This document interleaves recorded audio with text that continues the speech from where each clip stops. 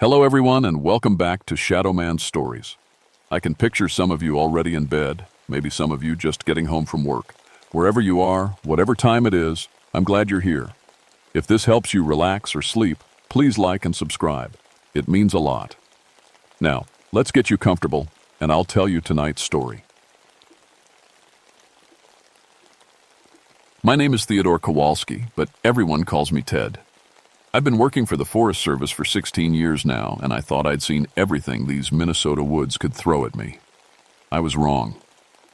It was January 1958, and the cold hit us like a hammer. The radio kept saying it was the worst winter in 50 years. Out here in the Chippewa National Forest, where I work the fire tower, it got down to 45 below zero. That's cold enough to freeze your breath before it leaves your mouth. My wife Helen was back in town, 7 months pregnant with our first baby. Every night I'd talk to her on the radio, checking that she was okay. She'd always ask when I was coming home, and I'd tell her soon. But the truth was, someone had to keep watch. These 75,000 acres were my job. And winter was when people got into the worst trouble. My family came from Poland when I was just a kid. My dad worked in the steel mills, and he always told me that in America, you prove yourself by doing your job right. No shortcuts, no excuses. That's what I was doing out here, proving that the Kowalski family belonged in this country. The fire tower sat on a hill overlooking Leech Lake. In summer it was beautiful, all blue water and green trees stretching to the horizon. But in winter, everything looked dead. The lake was frozen solid, covered in 3 feet of snow. The trees stood like black skeletons against the white ground. And the silence. God, the silence was so thick, you could almost touch it. I'd been alone for 3 weeks when the radio crackled to life. It was late afternoon, and I was making my evening report to headquarters when I heard it. A voice, high and scared, breaking through the static. "This is the Hartwell camp. We need help. Please, someone help us." I grabbed the radio. "This is Ranger Kowalski. What's your location?" "We're at the old logging camp about 12 miles north of the tower. There's 6 of us, me, my wife, 4 kids. We're trapped." I knew the place. An old logging family that lived way out in the woods, cutting timber to sell in town. Good people, but they chose to live far from everyone else. "What's the problem?" I asked. There was a long pause, then, It's hard to explain. Something's wrong here. Real wrong. We got the cabin all locked up, but it's trying to get in." "What's trying to get in?" Another pause. When he spoke again, his voice was shaking. "It looks like my father. But my father died last winter, and it's wearing his face." The radio went dead. I stared at the radio for a long time. Part of me wanted to think it was just cabin fever. When people get stuck inside too long in winter, their minds can play tricks on them. But something in that man's voice made my skin crawl. I checked my supplies. I had enough food for a week, a first aid kit, my rifle, and snowshoes. The temperature was dropping fast. It would be 50 below by morning. But if there was a family in trouble, I had to try. I radioed Helen before I left. "I'm going out on a rescue call. Might be gone for a day or 2. "Be careful," she said. "I love you. I love you too. Take care of the baby." I put on my heaviest coat, grabbed my pack, and headed out into the snow. The wind was picking up, and it cut through my clothes like knives. But I'd done this before. 23 successful winter rescues in my career. This would be number 24. The snow was deep, and I had to use my snowshoes. Each step was hard work, but I kept a steady pace. The sun was setting, turning the sky red and orange. It was beautiful, but it also meant I was running out of daylight. I'd been walking for about an hour when I found the first tracks. They were in the snow, leading toward the logging camp. At first I thought they were shoe tracks just like mine. But when I got closer, I saw something that made me stop cold. They were footprints, bare feet in the snow. Human feet, but big, maybe size 14 or 15. And they were deep, like whatever made them was very heavy. I looked at the tracks for a long time. Nobody could walk barefoot in this snow. You'd get frostbite in minutes. Your feet would freeze solid. But there they were, clear as day. I followed the tracks. They led straight toward the logging camp, in a perfect line. No wandering, no stumbling. Just straight ahead, like whatever made them knew exactly where it was going. The sun was gone now, and the moon was rising. It was full, and it made the snow glow silver. I could see pretty well, but the shadows between the trees looked darker than they should have. That's when I noticed something else. In all my years in these woods, I'd never seen them so quiet. No owl calls, no branches cracking from the cold, no small animals moving in the bushes. Even the wind had stopped. It was like the whole forest was holding its breath. I kept walking, following those impossible tracks in the snow. The logging camp sat in a clearing about 2 miles from the lake. It was just a small cabin with a shed and an outhouse, but it was built solid. The windows were boarded up from the inside, and I could see dim light coming through the cracks. I was about 50 yards away when I heard the sound. It was coming from the cabin. A low, steady pounding. Like someone hitting the walls with a hammer, but from inside. "Hello," I called out. "This is Ranger Kowalski. I'm here to help." The pounding stopped. Then I heard a voice, muffled but clear. "Ted? Ted, is that you?" It was Helen's voice. I stood there in the snow, feeling like someone had punched me in the stomach. Helen was 200 miles away, in town, pregnant and safe. She couldn't be here, but that was her voice, no question about it. "Helen?" I called back. "Ted, I'm so scared. The baby's coming early. I need you." My heart was pounding. I started walking toward the cabin, but something made me stop. Helen knew I was on a rescue call. She would never leave town in this weather, and she was only 7 months pregnant. The baby wasn't due for 2 more months. "Helen, how did you get here?" "I walked. I followed your tracks in the snow." I looked back at my own trail. My snowshoe tracks were clear in the moonlight, but there was only one set. Nobody had followed me. "Helen, that's not possible." The voice from the cabin changed. It got lower, colder. "Why don't you believe me, Ted? Don't you want to see your wife? Don't you want to help deliver your baby?" I backed away from the cabin. That wasn't Helen anymore. It didn't even sound human. I walked around to the back of the cabin, looking for another way in. That's when I saw the axe marks. They were all over the back wall, cut deep into the wood, but they were made from the inside, like someone had been trying to chop their way out. I found a window that wasn't boarded up and looked inside. The cabin was a mess. Furniture was flipped over and there were dark stains on the walls. In the corner, I saw a pile of clothes, but they weren't just clothes. They were torn apart like something had ripped them off someone. "Is anyone in there?" I called through the window. I heard footsteps, slow, heavy footsteps moving across the floor. Then a face appeared at the window. It was an old man with a gray beard and kind eyes. He pressed his face against the glass and smiled at me. "Ted, thank God you're here. I'm John Hartwell. We talked on the radio." I relaxed a little. This looked like the man I'd expected to find. "Are you okay? Where's your family?" "They're here. They're safe. But we need to get out of here. Something's been trying to get in all night." "What kind of something?" John Hartwell looked sad. "My father. He died last winter, but he's here. He keeps knocking on the door, asking to, oh, come in. He says he's cold." I looked at the man's face more carefully. His eyes were kind, but there was something wrong with them. They were too bright, like there was a light behind them. "John, I need you to unlock the door. I'm going to get you and your family out of here." "I can't do that, Ted. It's not safe. He's out there." "Who's out there?" "My father. He's been dead for a year, but he's walking around out there, and he's hungry." I walked around to the front of the cabin. The door was solid wood, and it was barricaded from the inside. I could hear voices coming from inside. A woman crying, children whispering. "This is Ranger Kowalski," I called out. "I'm here to help. Can you open the door?" The crying stopped. Then I heard a child's voice. "Mister, don't listen to Grandpa. He's not Grandpa anymore. What do you mean? He ate Daddy. He ate Daddy, and now he's wearing Daddy's face. I felt ice in my stomach. Kid, where's your mother? She's here, but she won't talk. She just stares at the wall.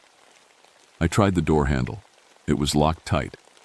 I put my shoulder against the door and pushed, but it wouldn't budge. That's when I heard the footsteps behind me. Slow, heavy steps in the snow. I turned around and saw him. He was tall, maybe 6.5 feet, and thin. Too thin. His arms and legs looked like sticks, but his chest was big and round. He was wearing old work clothes, but they were hanging off him like they were made for someone else. And his face. God, his face. It looked human, but it was wrong. The skin was too tight, like it was stretched over something bigger underneath. His mouth was too wide, and when he smiled, I could see that his teeth were too sharp. "Hello, Ted," he said, and his voice was like breaking glass. "I've been waiting for you." I reached for my rifle, but he held up his hand. Now, let's not be unfriendly. I'm just a lonely old man who wants to come inside where it's warm. You're not John Hartwell's father." He laughed, and it was the worst sound I'd ever heard. "No, I'm not, but I'm wearing his 5 Ace. Do you like it? I think it suits me." He took a step closer. "I've been so hungry, Ted. So very hungry. And you look delicious." I raised my rifle and pointed it at his chest. "Stay back." "Oh, Ted, you can't hurt me with that little gun, but I can hurt you. I can hurt you in ways you can't even imagine." He opened his mouth wider, and I saw that his teeth went all the way back to his throat. Row after row of sharp white teeth. "I'm going to eat you, Ted. I'm going to eat you piece by piece. And then I'm going to visit your pretty wife in town. I'm going to eat her too. And that baby she's carrying." I pulled the trigger. The bullet hit him in the chest, and he staggered back. But he didn't fall. He just looked down at the hole in his shirt and laughed.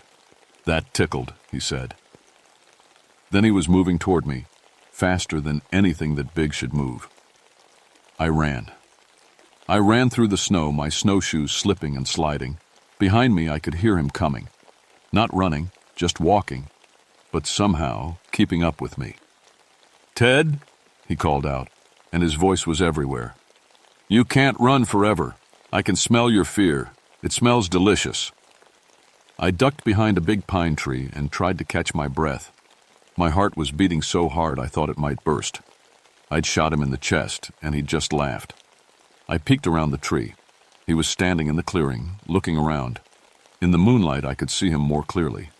His arms were too long, hanging down past his knees, and his fingers, they weren't fingers anymore. They were claws, long and sharp. "I can smell you, Ted," he said. "You smell like fear and meat."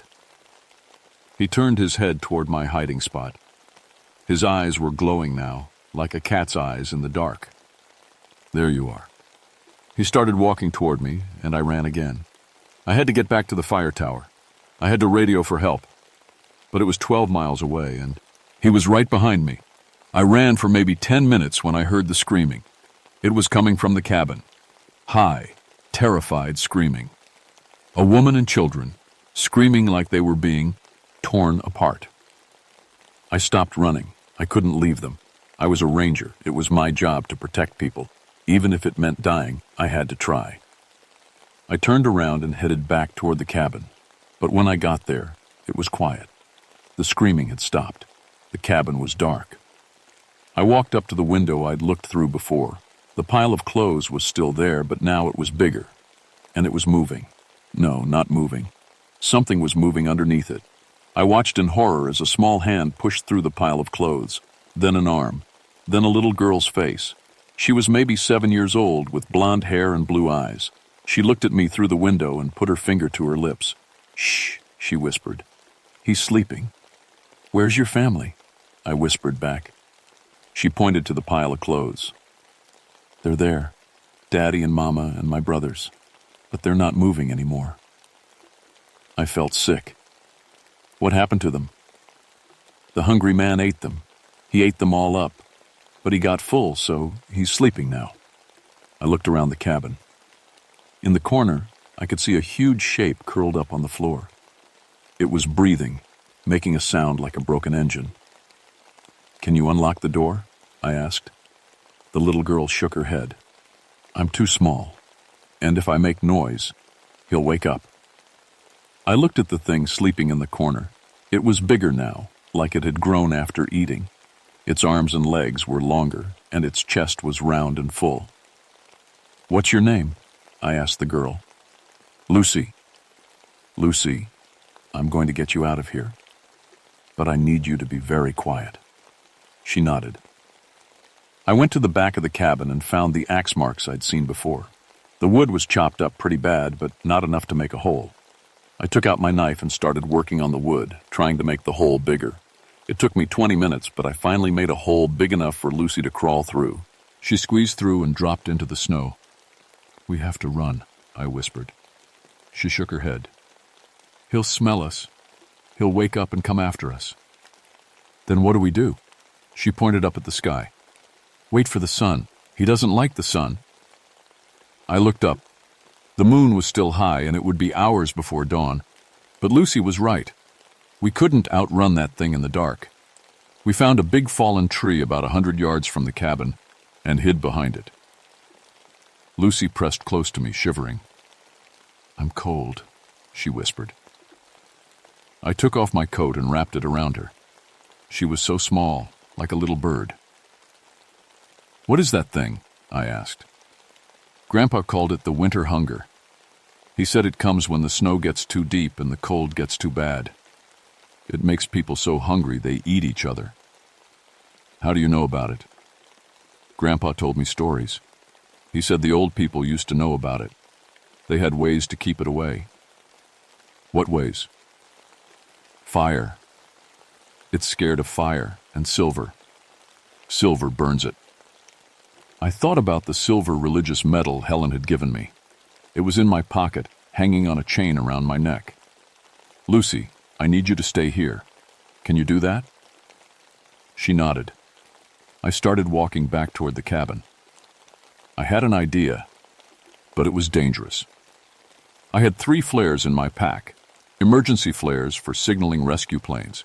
If I could get close enough to the cabin, I could light them and maybe scare the thing away. I was about 10 feet from the cabin when I heard it moving inside. A low, rumbling sound, like it was waking up. I pulled out a flare and got ready to light it. But before I could, the front door exploded outward. The thing had kicked it off its hinges. It stood in the doorway, looking around. It was even bigger now, maybe 8 feet tall. Its arms hung down to the ground, and its claws scraped against the doorframe. "Ted," it said, and its voice was like grinding metal. "I smell you. I smell your fear." It turned its head toward me, and I saw its face clearly for the first time. It wasn't John Hartwell's father anymore. It was changing, becoming something else. The skin was falling off in patches, showing something dark and wet underneath. "I'm still hungry, Ted. Eating that family just made me hungrier." I lit the flare. It burst into bright red light, and the thing screamed. It was a sound like nothing I'd ever heard, like 1,000 people screaming at once. It backed away from the light, covering its face with its claws. "That hurts," it said. "That hurts so much." I lit another flare and threw it at the cabin. It landed on the roof and started a fire. The thing screamed again and ran into the woods. I ran back to Lucy. She was still hiding behind the fallen tree, wrapped in my coat. "Did it work?" she asked. "For now, but we need to get out of here." We started walking toward the fire tower. Lucy was brave, but she was just a little kid. She got tired fast, and I had to carry her part of the way. We'd been walking for about an hour when I heard it again. That voice, calling through the trees. "Ted? Oh, Ted." It was Helen's voice again. But this time it was different, sadder. "Ted, I lost the baby. I lost our baby, and it's all your fault." I stopped walking. Lucy grabbed my arm. "Don't listen," she whispered. "It's not real." But it sounded so real. So much like Helen. Ted, I'm bleeding, I'm dying, and you're not here to help me.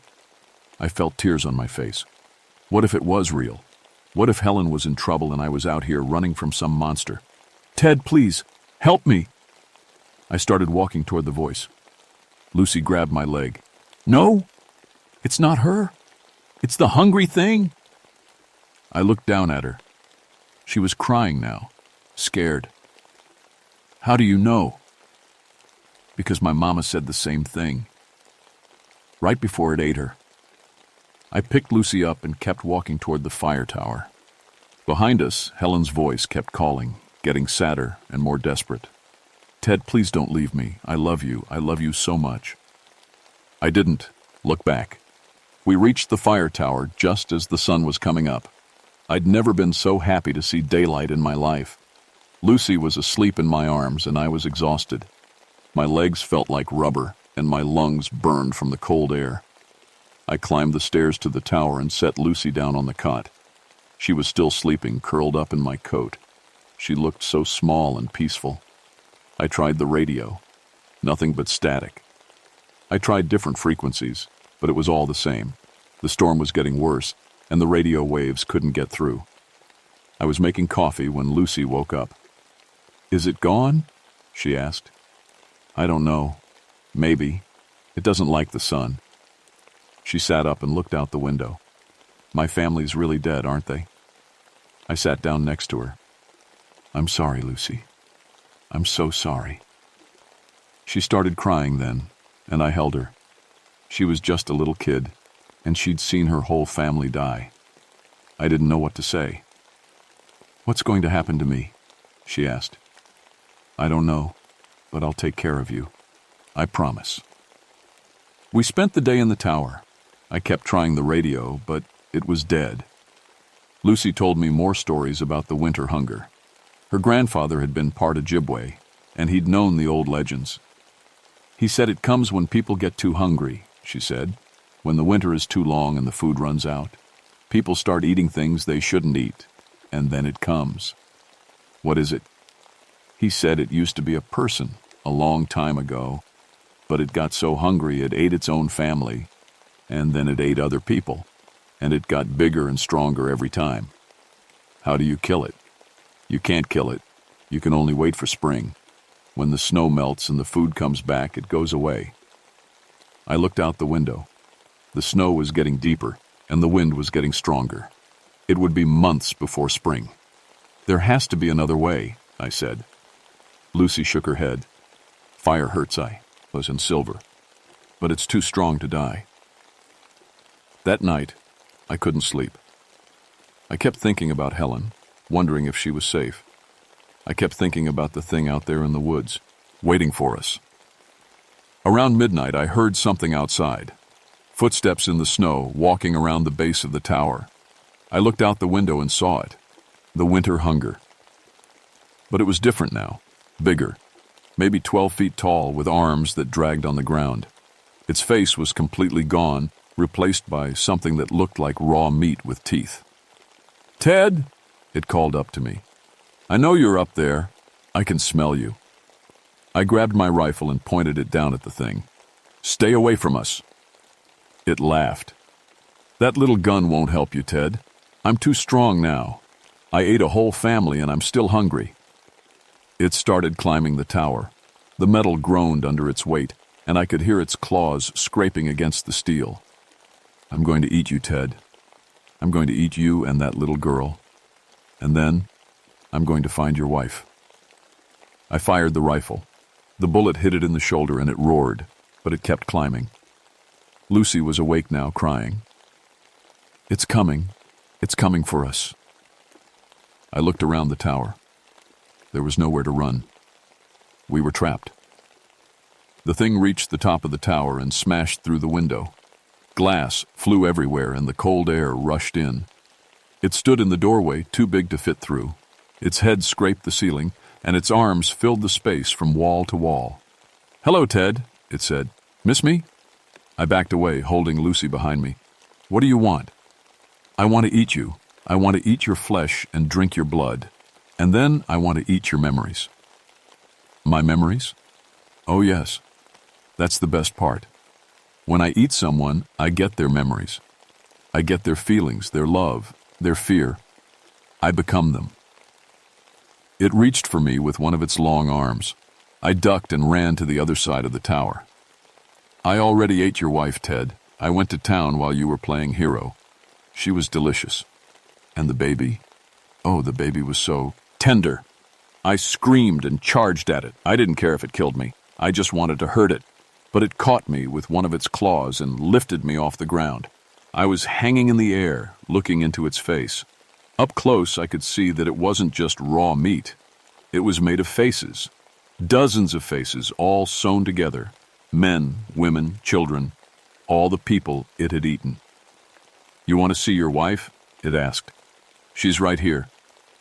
One of the faces in its chest moved. It was Helen's face, and her eyes were open. Ted, she whispered, help me. I'm trapped inside. It hurts so much. I reached for the silver medal around my neck and pressed it against the thing's arm.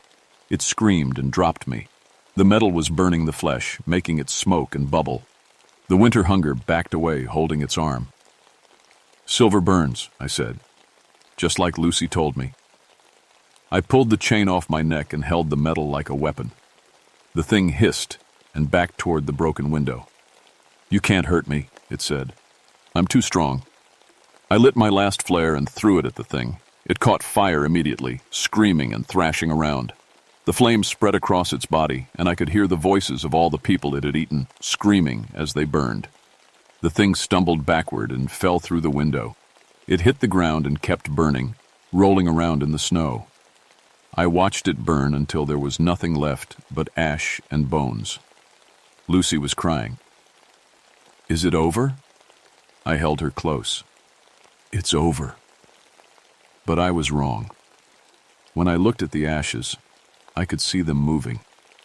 Slowly, like they were trying to come back together. We need to get out of here, I said. We climbed down from the tower and started walking. I didn't know where we were going, but I knew we had to get away from that place. We walked for 3 days before the rescue team found us. I was carrying Lucy, and we were both almost dead from the cold and exhaustion. They took us to the hospital in town, and I spent 2 weeks recovering from frostbite. Helen was safe. She'd never left town, and the baby was fine. When I tried to tell her what had happened. She thought I was having hallucinations from the cold. The doctors agreed. The official report said that the Hartwell family died from carbon monoxide poisoning. Their cabin had burned down, and there was nothing left but ashes. The report was classified, and I was told never to talk about it. Lucy was sent to live with relatives in another state. Before she left, she gave me a piece of advice. Don't trust anyone who looks like someone you love during a bad winter, she said, and always carry something silver. I tried to go back to work, but I couldn't. Every time I looked at the woods, I saw that thing's face. Every time I ate meat, I threw up. The doctors said I had post-traumatic stress, but they didn't understand what I'd really seen. Helen and I moved to Florida. She thought a change of scenery would help me get better. But even in the warm weather, I had nightmares. I'd wake up screaming, thinking I was back in that tower with the winter hunger.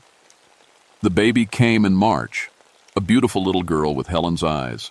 We named her Lucy after the brave little girl who'd helped save my life. But our marriage didn't last. Helen couldn't understand why I'd changed, why I couldn't be the man she'd married. She said I'd become cold and distant, like part of me had frozen in those woods and never thawed out. She was right. Part of me was still there, in that tower, watching that thing burn. Part of me always would be. I kept in touch with the Forest Service, and every winter I'd hear stories. Families disappearing in the deep woods. People found dead in their cabins with no explanation. Search parties that went out and never came back. The winter hunger was still out there. Maybe not the same one I'd fought, but others like it. Waiting for the snow to get deep enough, for people to get hungry enough, for the conditions to be just rurkish. I started researching the legends. The Ojibwe called it Wendigo, and they had ceremonies to keep it away. But as more white people moved into the woods, the old knowledge was forgotten. Now people went into the winter wilderness unprepared, not knowing what was waiting for them. I wrote letters to the Forest Service trying to get them to take the threat seriously, but they filed my reports away and told me to focus on my recovery. Last winter, I got a call from a ranger in Alaska. He'd heard about what happened to me, and he had questions. He'd found a cabin full of bones and tracks in the snow that didn't make sense. Big, bare footprints, he said, leading away from the cabin. And the bones, they were gnawed on, like something had been eating them. I told him what I could, about the fire, about the silver, about not trusting familiar faces in the deep winter. I don't know if he believed me, but I hope he listened. Because the winter hunger is real. It's out there right now, waiting for the next hard winter, the next family that gets too hungry, the next person who ventures too deep into the woods when the snow is deep and the cold is bitter. And sometimes, late at night, I can still hear it calling my name. The medical records from that winter are interesting if you know where to look. They show that I was found with severe frostbite and malnutrition, but they also show something else, something the doctors couldn't explain. I had consumed almost 3 pounds of human flesh during those 3 days in the woods. The tissue samples showed it was my own flesh. I'd been eating myself to survive. I don't remember doing it. But the scars on my hands and arms tell the story. The winter hunger had infected me, made me hungry enough to eat my own body. The doctors said it was just the cold, that people in extreme situations sometimes do things they don't remember. But I know the truth. The winter hunger is still with me. It always will be. When the snow gets deep and the nights get long, I can feel it stirring inside me, wanting to feed, wanting to grow. So I stay in Florida, where it's always warm. I avoid the cold, avoid the snow, avoid anything that might wake up the hunger that sleeps inside me. But every winter, I get letters from other rangers. Stories about families found dead in remote cabins, about search parties that disappear, about things in the woods that wear the faces of the people you love. And I know that somewhere, in the deep woods where the snow never melts and the cold never breaks, the winter hunger is waiting, growing stronger, getting hungrier. And one day, when the winter is hard enough and the snow is deep enough, it will come south. It will come looking for me. When that day comes, I'll be ready. I keep a silver cross around my neck, and I always have a flare in my pocket. Not because I think I can kill it, but because I know what I've become. I've become bait, a way to draw it out of the deep woods, away from the innocent families who don't know what's coming. It's my job, my responsibility, the price I pay for surviving when that little girl's family didn't. And when the time comes, I'll do what I should have done that night in the tower. I'll let the winter hunger have what it wants. Me.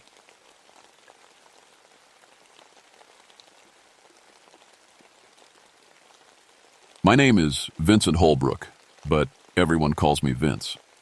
I've been a park ranger for 19 years now, and I thought I'd seen everything these woods could throw at me. I was wrong. It was late November 1974, and I was working the backcountry patrol in Redwood National Park. My section covered 50,000 acres of the most beautiful and dangerous wilderness in California. The trees here are older than Jesus Christ himself. Some of them have been growing for over 2,000 years. When you stand next to a 300-foot redwood, you feel pretty small. But I loved it. After what I saw in Vietnam, the quiet of the forest was like medicine. I'd just married Amanda that spring. She was a teacher at the local elementary school, and she was helping me get my head straight after the war.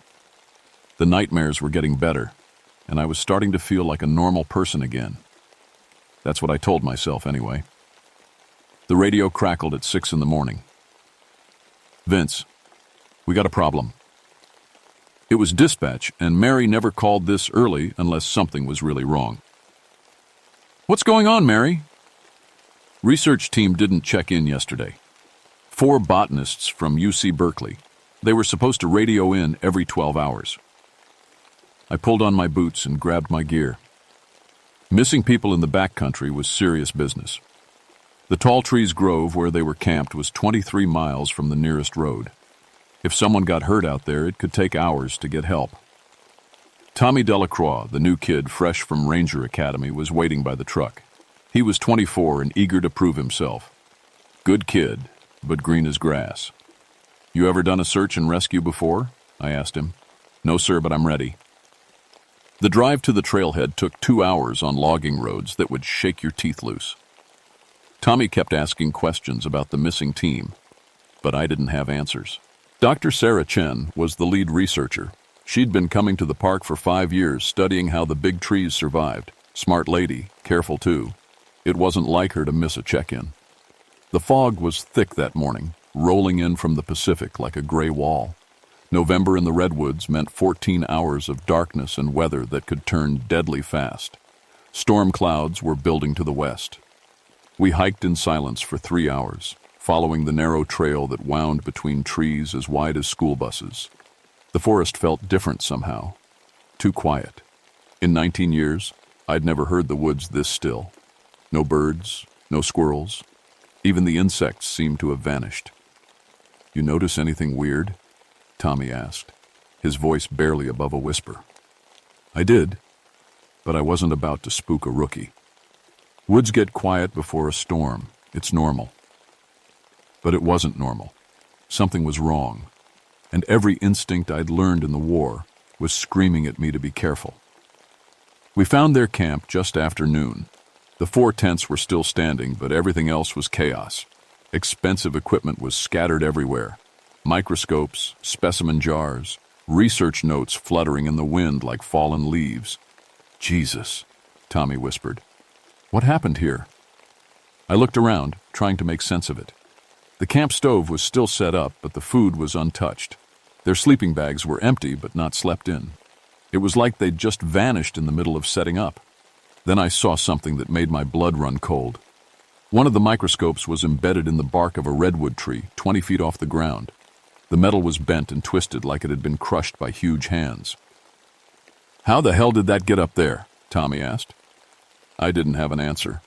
The closest ladder was back at the ranger station, and you'd need a crane to get that kind of equipment that high.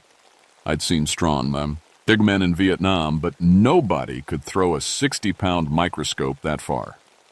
"Maybe there was an earthquake," I said, but even as I said it, I knew it was bullshit. We spent the next 2 hours searching the area, calling their names, looking for any sign of where they'd gone. The fog was getting thicker, and the temperature was dropping fast. In a few hours, it would be too dark to search safely. That's when Tommy found Dr. Chen's notebook. It was lying open next to a specimen jar filled with tree bark. The last entry was dated 3 days ago. Her handwriting was shaky, like she was scared when she wrote it. Day 3 in the grove. Something's wrong with the trees. They whisper names at night. Sarah Miller, John Davidson, Thomas Wright. The names of people who died here decades ago. I can hear them in the bark, calling for help. We need to leave tomorrow. I read it twice, then looked at Tommy. His face was white as paper. "This is crazy," he said. "Trees don't whisper." But as he said it, a sound echoed through the forest. Low and hollow, like wind through a cave. It seemed to come from everywhere at once, and it definitely wasn't the wind. The fog swirled around us, and suddenly it felt like we were being watched. I'd felt this before in Vietnam, right before an ambush. Someone or something was out there, and it knew we were here. "We need to get out of here," I said, grabbing the radio, but all I got was static. The emergency frequency was dead, and our GPS was spinning like a broken compass. 23 miles from the nearest road, with night coming fast, and now we were on our own. The temperature dropped 20 degrees in 10 minutes. I'd been in these woods for nearly 2 decades, and I'd never seen weather change that fast. The fog was so thick now that I couldn't see Tommy, even though he was standing right next to me. "Stay close," I told him. "We're going to follow the trail back to the truck." But when we looked for the trail, it was gone. The path we'd followed for 3 hours had vanished like it never existed. The fog seemed to move on its own, swirling in patterns that didn't make sense. "This isn't right," Tommy said, and I could hear the panic in his voice. The trail was right here. I pulled out my compass, but the needle was spinning wildly. We were in a grove of redwoods, but now they seemed different, bigger, older. The bark looked darker, almost black, and the trees seemed to lean in toward us like they were listening. That's when we heard it again.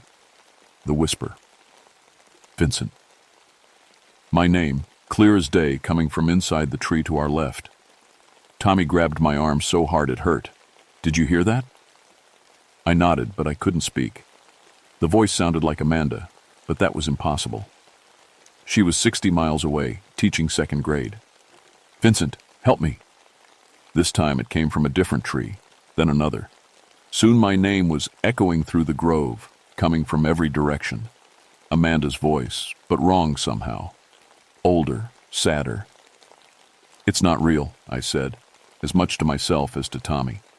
Sound plays tricks in the fog. But Tommy wasn't listening. He was staring at one of the massive redwoods, his mouth hanging open. Vince, look at the bark. I followed his gaze and felt my legs go weak. Carved into the bark, maybe 8 feet up, were letters. Fresh cuts in the wood, bleeding tree sap. They spelled out a name, Sarah Chen. That's impossible, I whispered.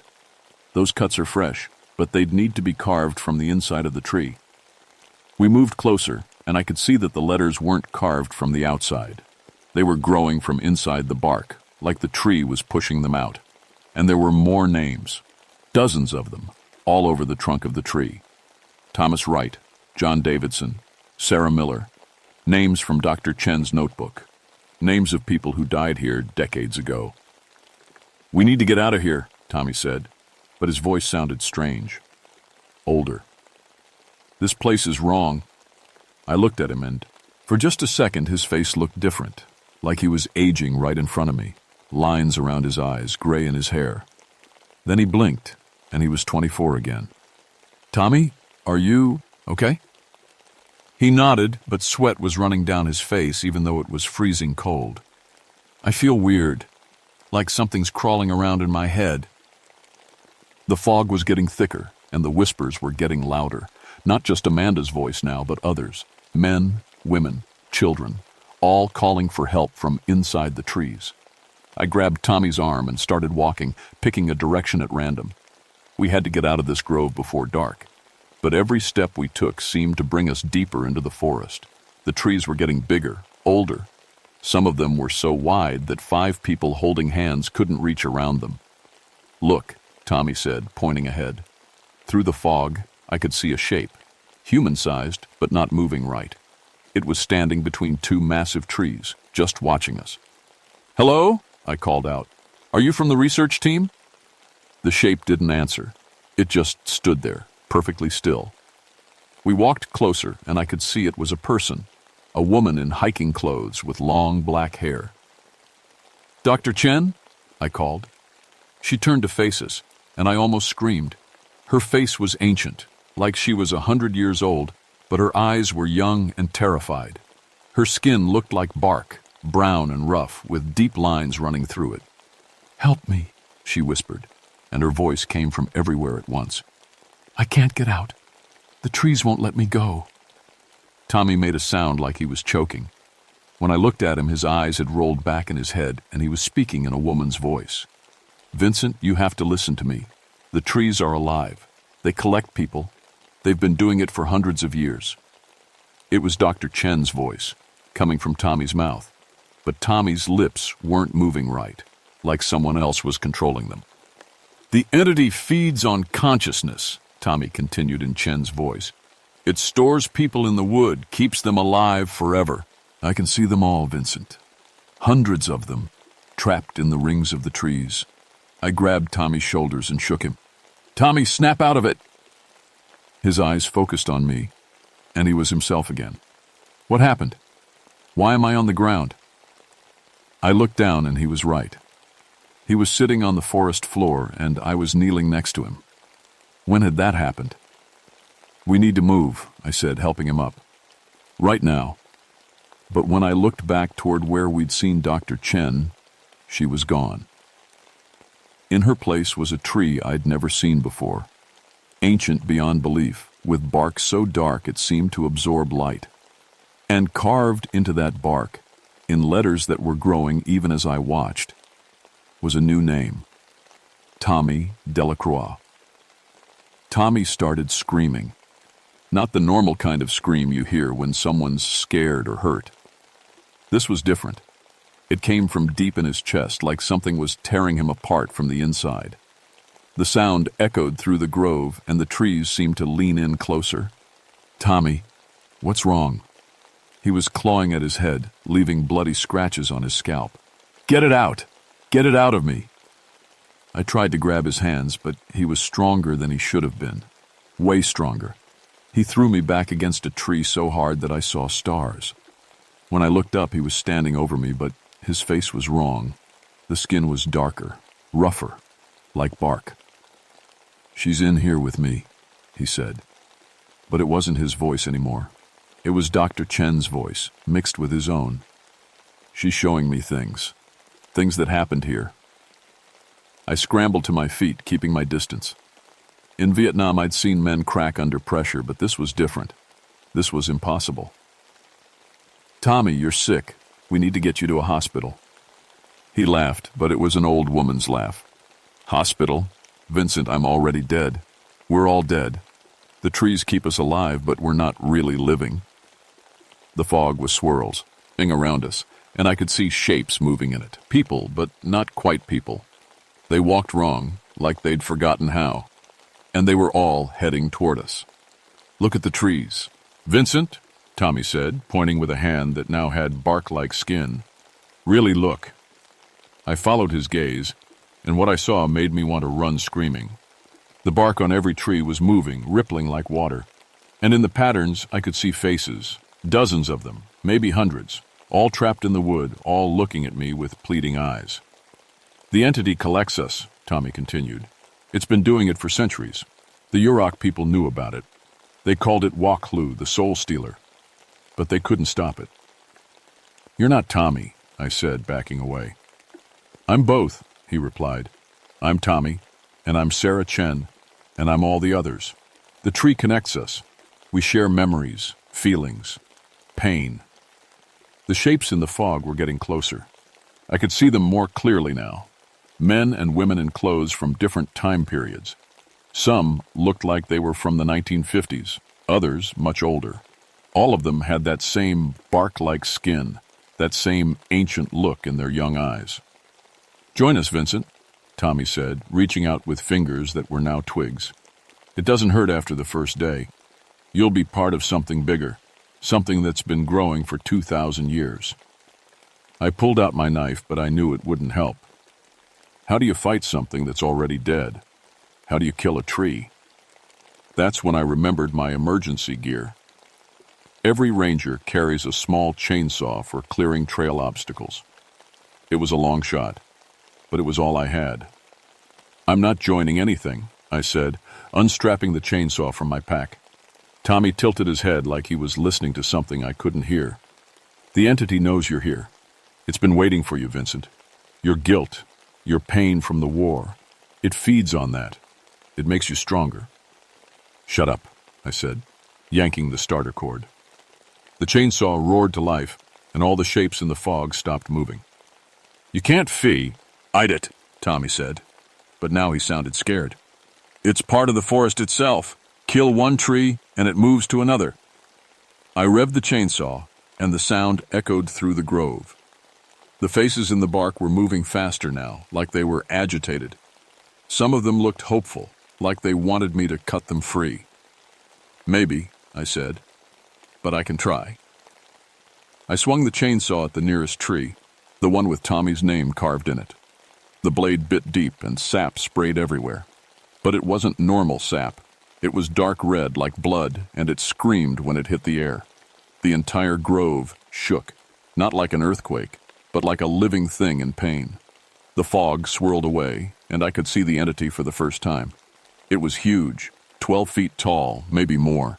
It looked like a man, but made of bark and wood and moss. Its eyes were amber, like tree sap, and when it opened its mouth, I could see rows of wooden teeth. "You cannot stop me," it said, and its voice was like wind through dead leaves. "I am older than your species. I will be here when your civilization is dust." It moved toward me, and the ground shook with each step. I kept cutting, working my way around the tree. The chainsaw was getting hot, and the engine was starting to sputter. "Vincent, help us," the faces in the bark whispered.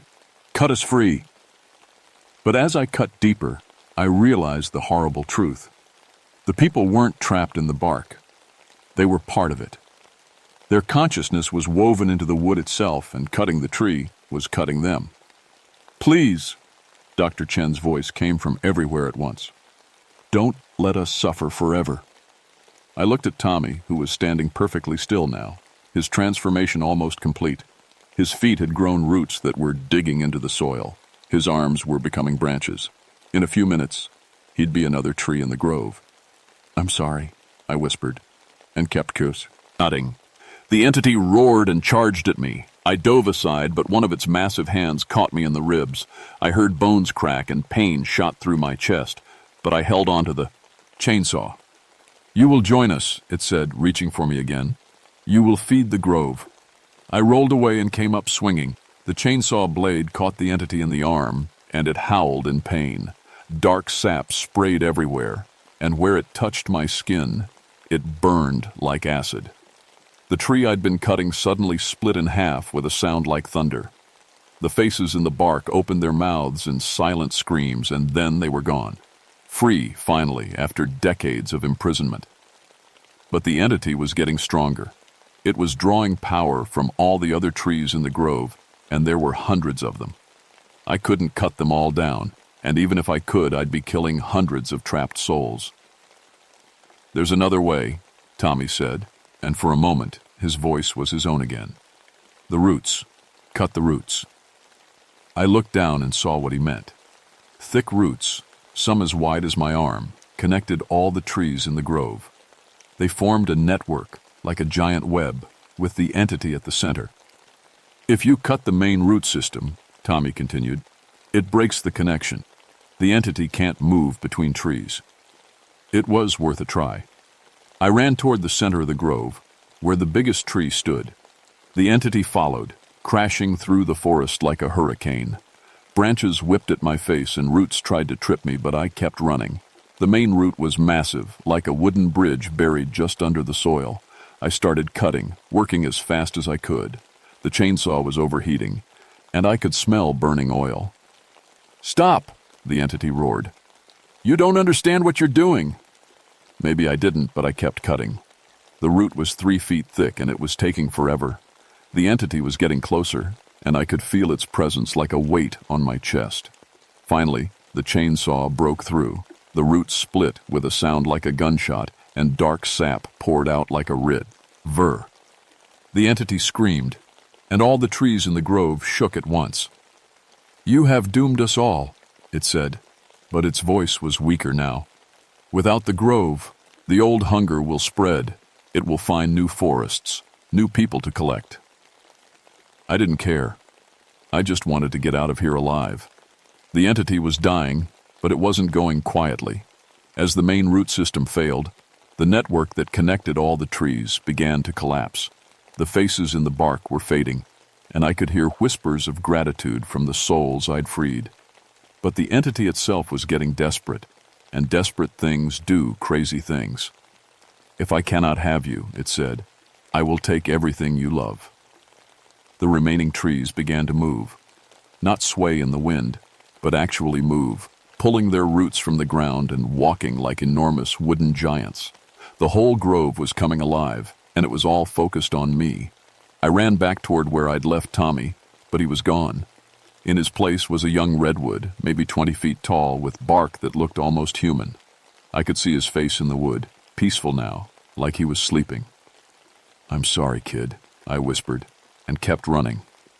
The entity was still following me, but it was moving slower now. The severed root system had weakened it, and it was having trouble controlling all the trees at once. But it was still stronger than anything I'd ever faced. I needed fire.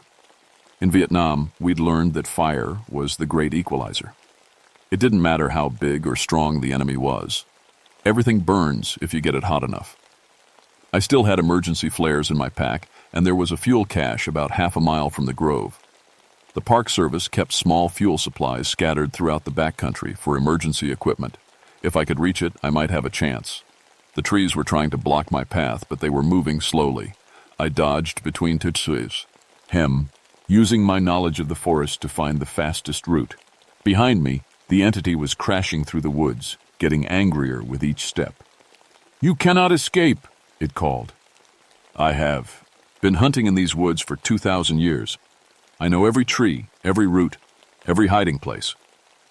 Maybe that was true, but it didn't know about the fuel cache. That was a recent addition, installed just 5 years ago. I'd helped build it myself. I reached the cache just as the entity caught up with me. It was a metal box buried under a pile of rocks filled with emergency supplies, including 5 gallons of gasoline and a box of highway flares. "Gotcha now," the entity said, raising its massive wooden arms. I pulled the pin on a flare and threw it at the creature. It hit the entity in the chest and exploded in a shower of red sparks. The entity screamed and stumbled backward, its bark-like skin smoking. "Fire," it said, and for the first time, it sounded afraid. "You bring fire to the ancient grove." "That's right," I said, opening the gas can.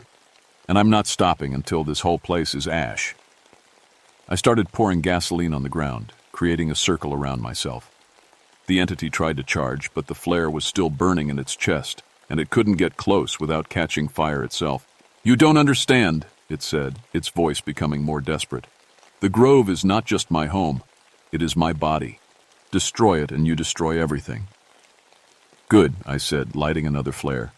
"The souls I collected, they are part of the trees now. Burn the grove and you burn them all." That stopped me.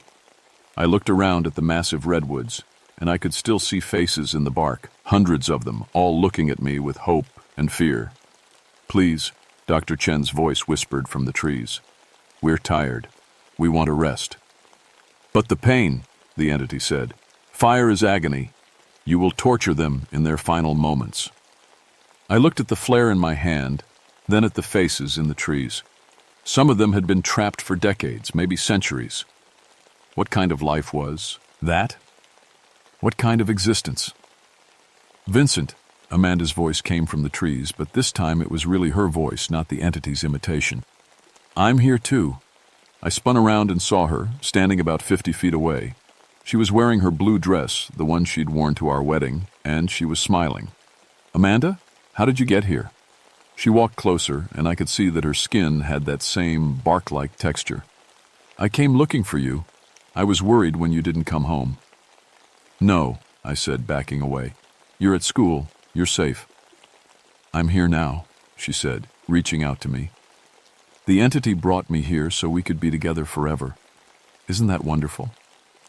I looked at the entity, and it was smiling with its wooden teeth. "She came willingly," it said. "She loves you so much that she walked right into my trap."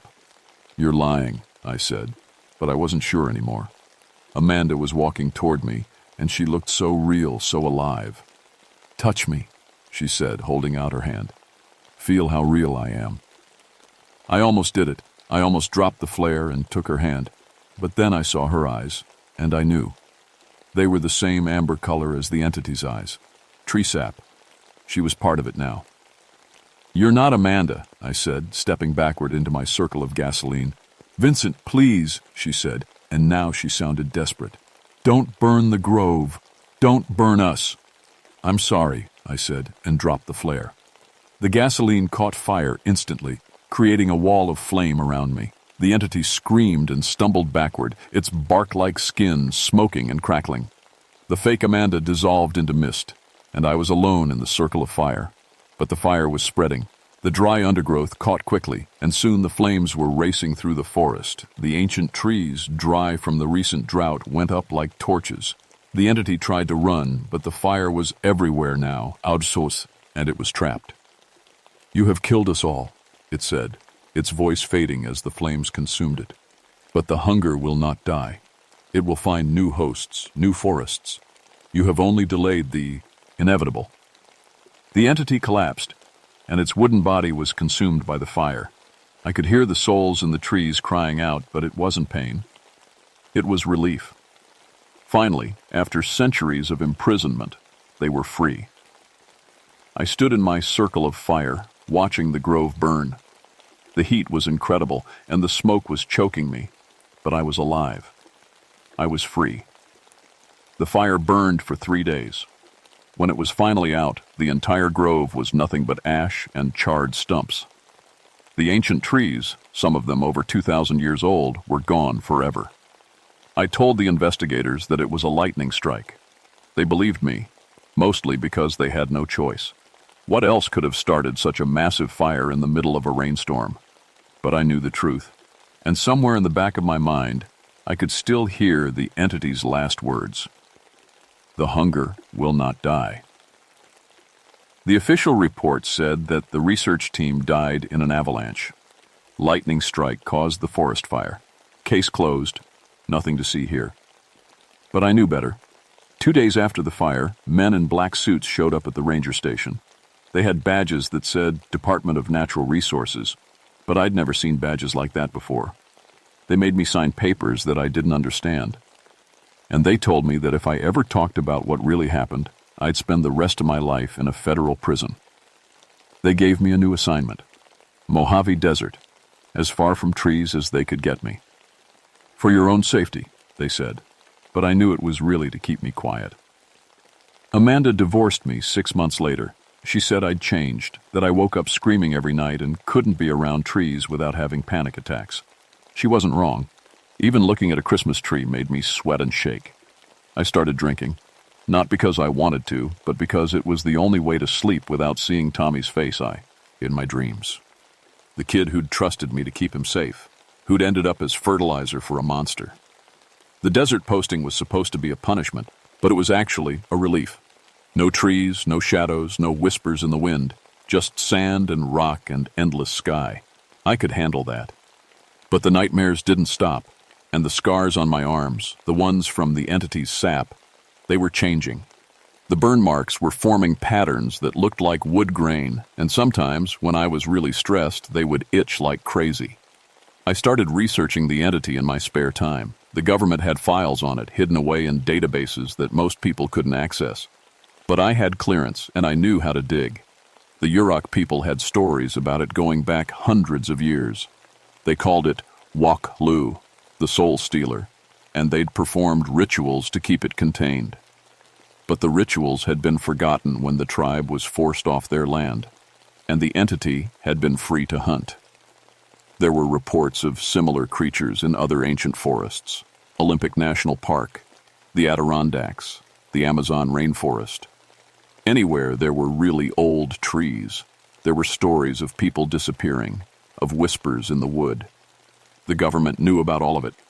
They had a whole department devoted to what they called grove incidents, teams of specialists who would show up after mysterious disappearances and make everything go away. I tried to warn people. I wrote letters to newspapers, posted messages on bulletin boards, even tried to contact some of the researchers who studied folklore. But somehow my letters never got delivered, my messages disappeared, and the researchers stopped returning my calls. After a few years, I gave up. I did my job, kept my mouth shut, and counted the days until retirement. The desert was safe. No ancient trees, no hungry entities, no souls trapped in wood. But I couldn't shake the feeling that I'd made a mistake. The entity had said that destroying the grove would only spread the hunger to other forests. What if it was right? What if I'd made things worse? I started getting reports from other rangers, people disappearing in Yellowstone, campers found dead in Olympic National Park, their bodies aged beyond recognition, hikers in the Appalachians reporting whispers in the trees. The Grove Incident Protocol was being activated more and more often. The government was fighting a war against something that couldn't be killed, only contained, and I'd helped it spread. I retired early, at 55. Took my pension and moved to Phoenix, where the closest thing to a forest was a shopping mall parking lot. I thought that would be the end of it, but the scars on my arms kept changing. The wood grain patterns were getting more complex, more detailed, and sometimes, late at night, I could swear I heard whispers coming from the patterns. "Vincent," they would say in voices I recognized. "Help us, we're still here." I went to doctors, but they said it was just scar tissue. Nothing to worry about. But I knew better. The entity was dead, but part of it was still in me. The sap that had burned me had left something behind. I started doing research again, but this time it was different. I wasn't trying to warn people anymore. I was trying to understand what was happening to me. The wood grain patterns on my arms were growing. Slowly, but definitely growing. And with each passing month, the whispers got louder. I think I'm becoming one of them. One of the collected souls, trapped between life and death. The entity is gone, but its hunger lives on in me. I'm writing this down because I need people to know. The Grove Incident Protocol isn't enough. The government can't fight this thing with paperwork and cover-ups. It's bigger than they think, older than they understand. The hunger is spreading. Every ancient forest in the world has something like the entity I fought. And they're all connected somehow, all part of the same vast network of hungry trees. I don't know how much time I have left. The patterns on my arms are almost complete now, and the whispers are getting stronger. Soon I think I'll join the others. Tommy, Dr. Chen, all the souls I couldn't save. If you're reading this, stay away from old forests. Don't camp alone in places where the trees are older than memory. And if you hear whispers in the wind, if you see faces in the bark, run. Run as fast as you can, and don't look back. The collector's garden is always growing, always hungry, and once it has you, it never lets go. My name is Vincent Holbrook, and I should have died in that grove with the rest of them. But I didn't, and now I'm something else. Something between human and tree, between life and death. The hunger never dies. It just finds new hosts, new forests, new souls to collect. And I'm afraid I'm about to become one of them.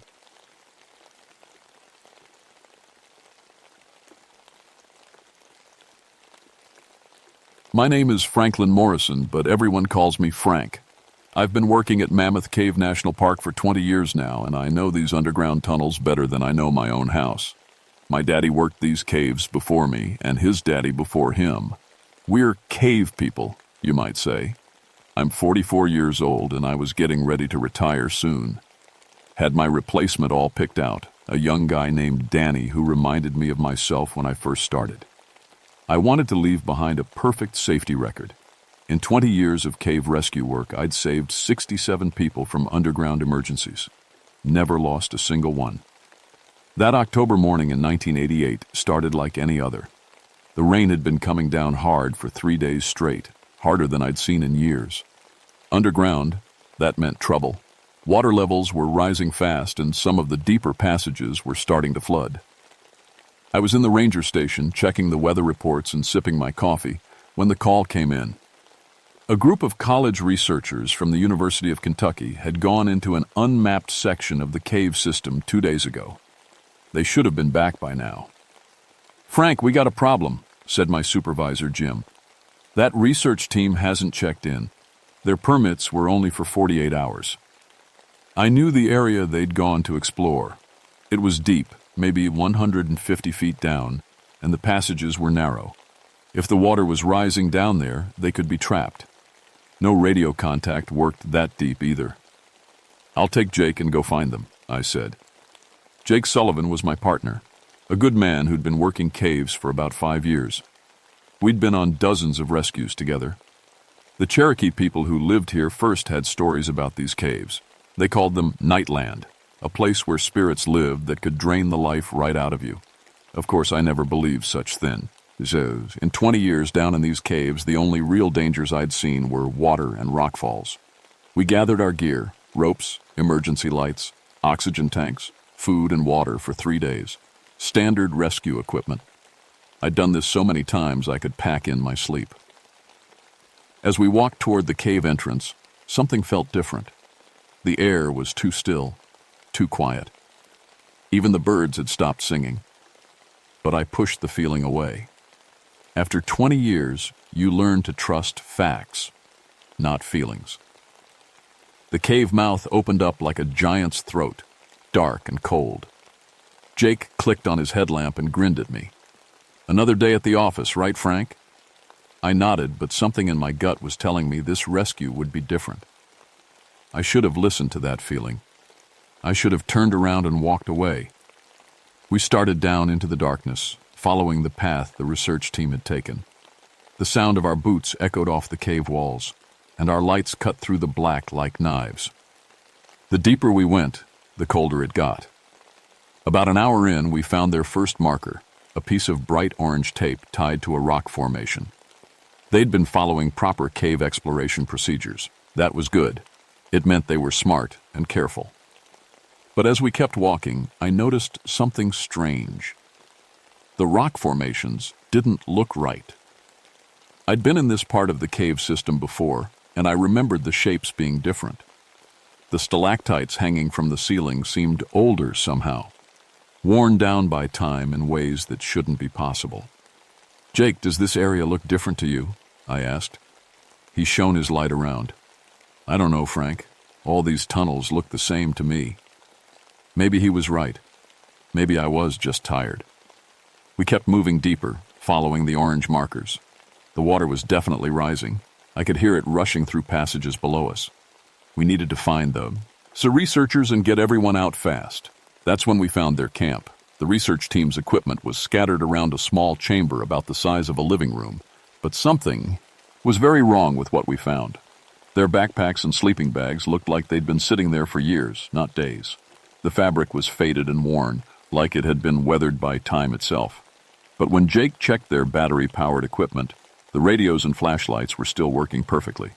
"This doesn't make sense," Jake said, picking up a notebook. The pages were yellow and brittle, like old paper, but the ink was still fresh. "Look at this, Frank." I took the notebook and read the last entry. It was dated just yesterday, but the handwriting was shaky and desperate. "Day 2. Something impossible is happening here. We keep seeing people from different time periods. Civil War soldiers, miners from the 1800s, other explorers who look like they're from the future. The cave is showing us time itself. We need to get out, but the passages keep changing. God help us." "Someone's playing games," I said, but my voice didn't sound as sure as I wanted it to. Maybe they're trying to scare us. We kept searching the chamber. That's when I found the other things. In the corner, partly hidden under some rocks, were artifacts that shouldn't exist. A Civil War canteen, rusty but real. An old mining helmet with a carbide lamp. A modern GPS device that looked like it was from the future, sleeker than anything I'd seen before. My headlamp was the newest model the Park Service had, but when I shone it on these objects, they seemed to glow with their own light. The shadows they cast moved wrong, like they were alive. "Frank, you need to see this," Jake called from the far side of the chamber. He was kneeling by a section of cave wall covered in paintings. But these weren't ancient cave paintings like you might expect. These were from different time periods, all painted on top of each other. I could see Native American symbols, but also things that looked like they were drawn yesterday. Names carved in the rock from the 1800s, but also dates from the 1990s, years that hadn't happened yet. "This is impossible," I whispered. That's when our radios started working again. But the voices coming through weren't from our headquarters. They were from different decades, different rescue teams, different people entirely. "Base camp, this is Morrison. We're trapped in Section C7. The water is rising fast. Can you hear me?" The voice was mine, but older, more desperate. I wasn't talking into my radio. "Frank Morrison, this is Jim Patterson. We lost you 2 hours ago. Where are you?" Jim Patterson had been my supervisor 10 years ago. He'd died in a car accident in 1985. Jake was staring at his radio like it might bite him.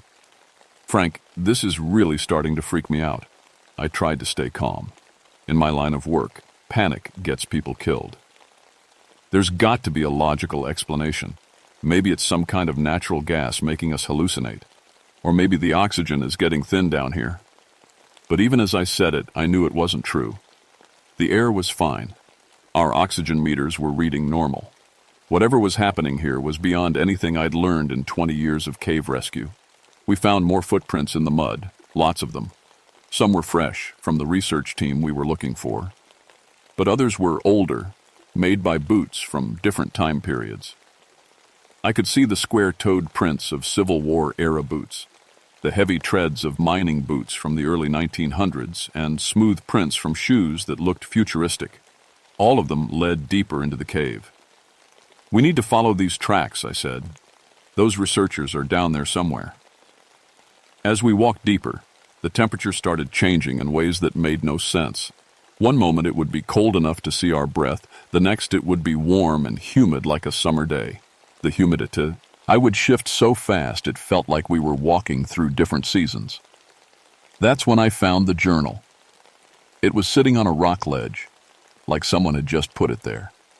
The cover was leather, old but not ancient.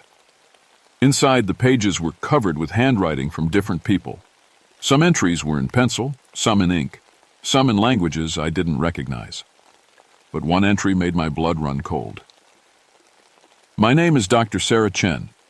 I'm a geologist with the University of Kentucky research team. If you're reading this, then time is playing tricks on you too. We've been trapped here for I don't know how long, hours, days, years. The cave is showing us different times, different places. We've seen our own deaths, our own futures. Don't trust what you see. Don't trust what you remember. The shadows are hungry and they're getting stronger." I looked up at Jake, but he was changing. His hair was getting gray at the temples and lines were appearing around his eyes. As I watched, he aged what looked like 5 years in a few seconds. "Jake, are you okay?" He touched his face, feeling the new wrinkles. "I feel tired, Frank. Really tired." That's when I heard the voices. They were coming from deeper in the cave, echoing off the walls. But they weren't calling for help. They were calling our names, in voices of people who had died years ago. "Franklin, Jake, come deeper. Come see what we've become." The voices led us through passages that seemed to shift and change as we walked. I'd been mapping caves for 20 years, and I kept detailed mental notes of every tunnel, every turn. But this place was different. Passages that should have led to dead ends opened up into vast chambers. Tunnels that should have been blocked were clear. And everywhere we went, we found more evidence of impossible things. In one chamber, we discovered cave paintings that told a story across centuries. The earliest ones showed Native American figures fleeing from dark shapes. Later paintings showed Civil War soldiers, then miners, then modern explorers. All of them ruse, awning from the same shadowy creatures. But the most disturbing part was the newest painting. It showed Jake and me, painted in still wet pigment, running through the caves. In the painting, we looked terrified. "Frank, I didn't paint this," Jake said. His voice was shaking now. "Who could have painted this?" I didn't have an answer. Jake was aging faster now. His hair was completely gray, and his hands were getting wrinkled. Whatever was happening to him was happening to me too, but slower. We found the first body in the next chamber. It was one of the researchers, a young woman named Lisa. But she hadn't died from a fall or drowning. She looked like she'd aged to death. Her hair was white, her skin was wrinkled like an old woman's, but her student ID card showed she was only 22 years old. Clutched in her hand was a piece of mining equipment from the 1800s. How had she gotten it? Why was she holding it? Jake knelt beside her. "This is impossible, Frank. People don't just age like this." But as he touched her, I saw him age another few years. The life was literally draining out of him. "Don't touch anything," I said. "Don't touch the walls. Don't touch the artifacts. Something in this place is stealing our time." We kept moving, following the trail of orange markers. The water was rising faster now, and some of the lower passages were flooding. We needed to find the rest of the research team and get out before we were trapped forever. That's when we heard the sounds. They were coming from all around us, the sounds of people from different time periods. The clip-clop of horses, the ring of pickaxes on stone, the sound of modern machinery. But when we looked around, we saw nothing. In the next chamber, we found another body. This one was a man, but he was dressed in a Civil War uniform. He looked like he'd been dead for 100 years, but his body was perfectly preserved. In his hand was a modern GPS device. "How is this possible?" Jake whispered. He was aging so fast now that he looked like a man in his 60s. That's when I realized what was happening. The cave system wasn't just a place. It was a junction point where different times came together, and something was using that junction to feed on the life force of anyone who entered. The shadows on the walls were moving on their own now, independent of our lights. They showed scenes from different time periods: Native Americans fleeing through the tunnels, Civil War soldiers getting lost in the maze, miners from the 1800s never finding their way out. And in all of those shadows, we saw the creatures. They looked like people, but wrong. Their faces shifted and changed, showing different ages, different time periods. Sometimes they looked like Civil War soldiers, sometimes like miners, sometimes like modern explorers. But their eyes were always the same, hungry and dark. They're not ghosts, I realized. They're something else, something that feeds on time itself. Jake was having trouble walking now. He looked like he was in his 70s, maybe older. Frank, I can feel it. I can feel my life draining away. The creatures were getting closer. I could see them moving through the shadows, always just at the edge of our light. They were patient, like predators waiting for the right moment to strike.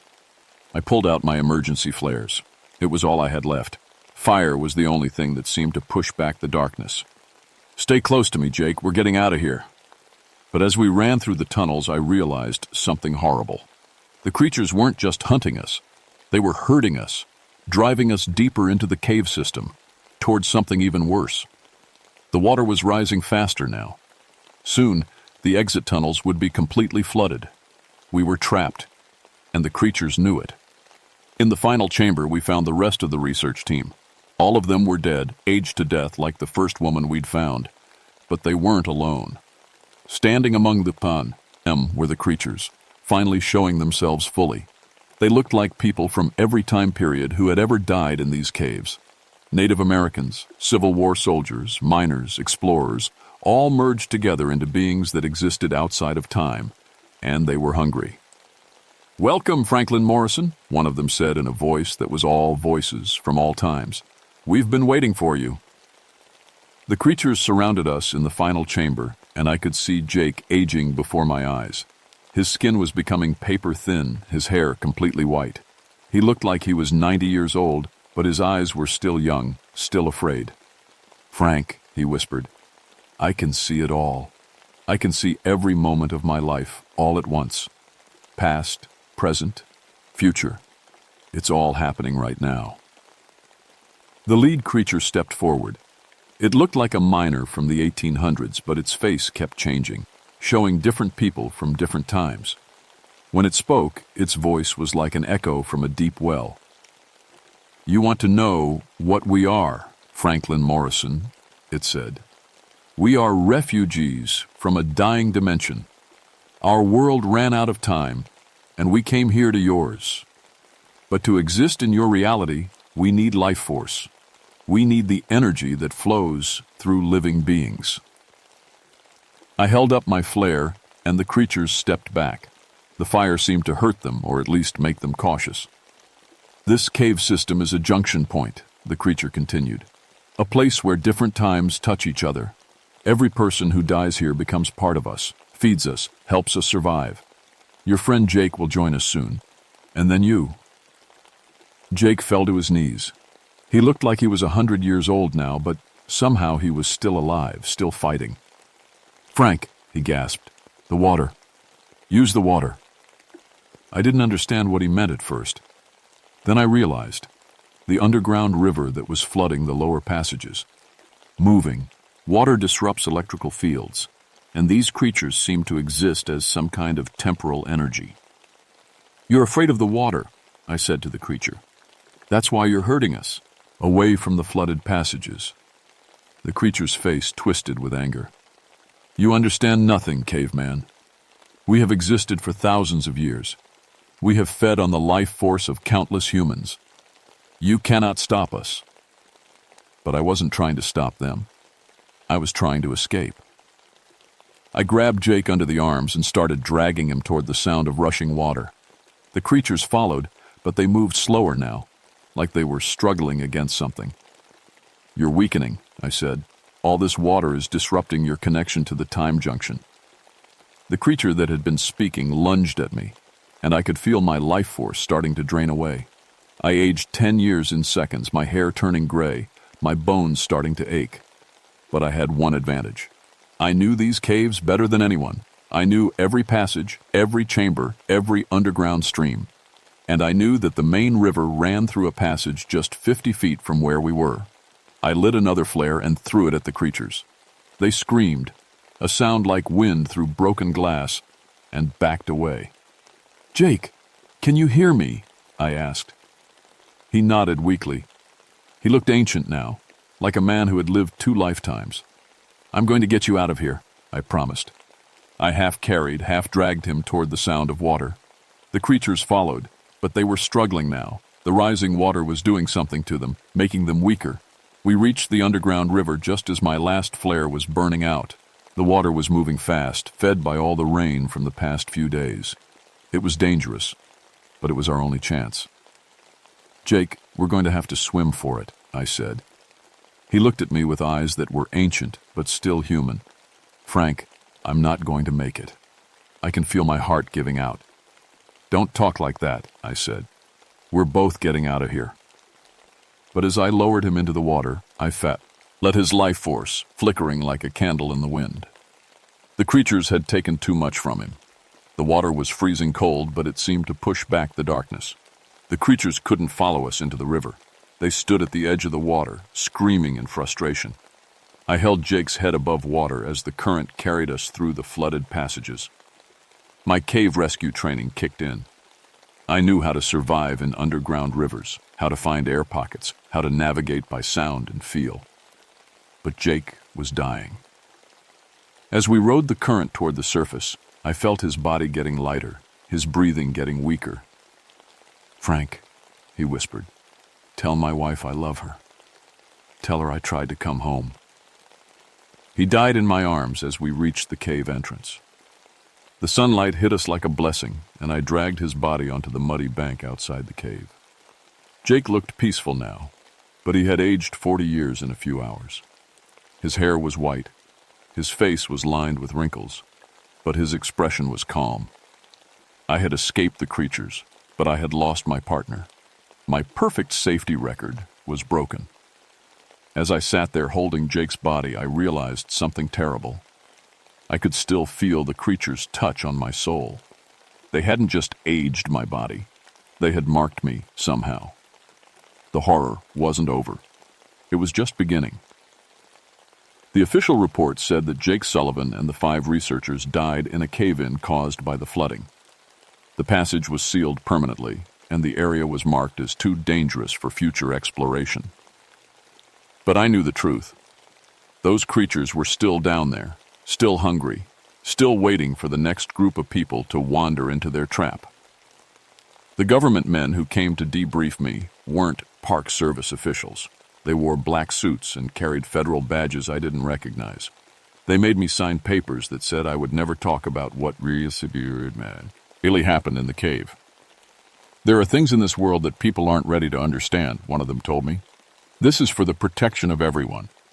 They told me that similar incidents had happened in other cave systems around the country. Carlsbad Caverns, Wind Cave, countless others. There was a whole department of the government dedicated to monitoring these temporal anomalies. I retired the next day. I couldn't go back into caves, couldn't even go into enclosed spaces. The claustrophobia was so bad that I had to sleep with all the lights on and the windows open. But worse than the claustrophobia was what I could see in mirrors. I had aged 20 years in those few hours underground. My hair was gray, my face was lined, my hands were spotted with age. The doctors said my cellular structure showed signs of rapid aging, like I had been exposed to massive amounts of radiation. The aging process was still continuing, just very slowly. Every day I got a little older than I should have. The creatures had marked me, and that mark was slowly draining my life away. I moved to a surface-only job at the park, leading nature walks and giving tours of the visitor center. But sometimes, when the wind was right, I could hear sounds from underground. Voices calling my name, begging me to come back down. The Cherokee elders in the area knew what had happened. They started performing rituals around the sealed cave entrance, burning sage and saying prayers to keep the spirits contained. They told me that their ancestors had known about the creatures for centuries, had learned to avoid the deep places where time grew thin. Some doorways should never be opened, one elder told me. Some hungers should never be fed. My wife noticed the changes in me. I jumped at shadows, couldn't sleep, kept checking the locks on doors and windows. She thought I was having some kind of breakdown, but how could I tell her the truth? How could I explain that I had seen the place where time itself was broken? Jake's funeral was the hardest day of my life. His wife asked me what had really happened, and I had to lie to her. I had to let her believe that her husband had died in a simple cave-in, not that he had been drained of life by creatures from another dimension. Sometimes I wonder if I should have stayed down there with him. Maybe it would have been kinder than living with the knowledge of what's really out there in the darkness. But mostly, I think about the warning I need to give. People need to know that there are places in this world where the rules don't apply, where time itself can be a weapon, where things that should not exist are waiting in the dark. Never explore unmapped caves alone. Never go underground during storms when the water is rising. And if you ever find artifacts from different time periods in the same place, if you ever hear voices from the past or future, run. Run fast and don't look back, because some doors, once opened, can never be closed again, and some hungers can never be satisfied. The creatures are still down there, still waiting. The government has them contained for now, but containment is not the same as defeat. And every night, when I close my eyes, I can still see Jake's face as he aged and died in my arms. I can still hear the creatures calling my name. Time is the most precious thing we have. And in the deepest, darkest places of the world, there are things that want to take it away from us. Remember that, and maybe you'll be luckier than I was. Maybe you'll live to see old age the way nature intended. Maybe you'll never have to learn what I learned in the place where time goes to die.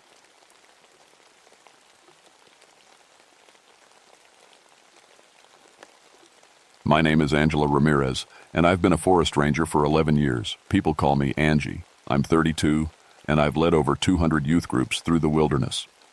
I'm telling you this because what happened in August 1982 changed everything I thought I knew about the forest, about what lives in the deep woods, about what hunts there. I was working as a wilderness education coordinator in the Cascade National Forest in Oregon. My job was simple. Take kids who'd gotten in trouble and teach them survival skills. Show them that nature could be tough but fair, that they could handle more than they thought. Most of these kids came from broken homes, foster care, juvenile detention. The forest was supposed to heal them. The group I had that August was 12 teenagers, ages 14 to 17. They'd been sent by social services and the courts. Kids like Tommy, who'd been caught stealing cars. Maria, who'd run away from 3 different foster homes. Jake, who'd been in and out of juvie since he was 12. Tough kids, but I'd worked with worse. We set up camp in the Mount Hood Wilderness area, about 30 miles from the nearest ranger station. The terrain was volcanic rock and thick Douglas fir forests. Beautiful country, but isolated. That was the point. No distractions. No easy way to run back to the city when things got hard. The local tribes had stories about this area. They called them Wahila, giant wolves that hunted in packs. The elders said they took children who wandered too far from camp. I'd heard these stories my whole career. Every forest has its wolf tales. Parents use them to keep kids from wandering off. Rangers use them to explain missing persons cases that never get solved. I didn't believe in ghost stories. I believed in facts. Bears killed more people than wolves. Hypothermia killed more people than bears. Getting lost killed more people than anything else. The forest wasn't evil. It was just dangerous if you didn't respect it. But that August was different. We'd had drought conditions all summer. Forest fires were burning 50 miles east, and the smoke hung in the air like a gray blanket. The animals were acting strange. Deer would bolt at nothing. Birds would go quiet for hours. Even the insects seemed on edge. "Miss Angie," Maria said on our second day, "something feels wrong out here." I was teaching them how to tie knots for shelters. "What do you mean?" "I don't know. It's too quiet. like everything's hiding. I looked around the camp. The kids were all staring at the tree line. Even the tough ones like Jake looked nervous. "It's just the smoke from the fires," I said. "Animals don't like it. Makes them jumpy." But I felt it too. 11 years in the forest, and I'd never felt anything like this. It was like being watched by something that didn't want to be seen.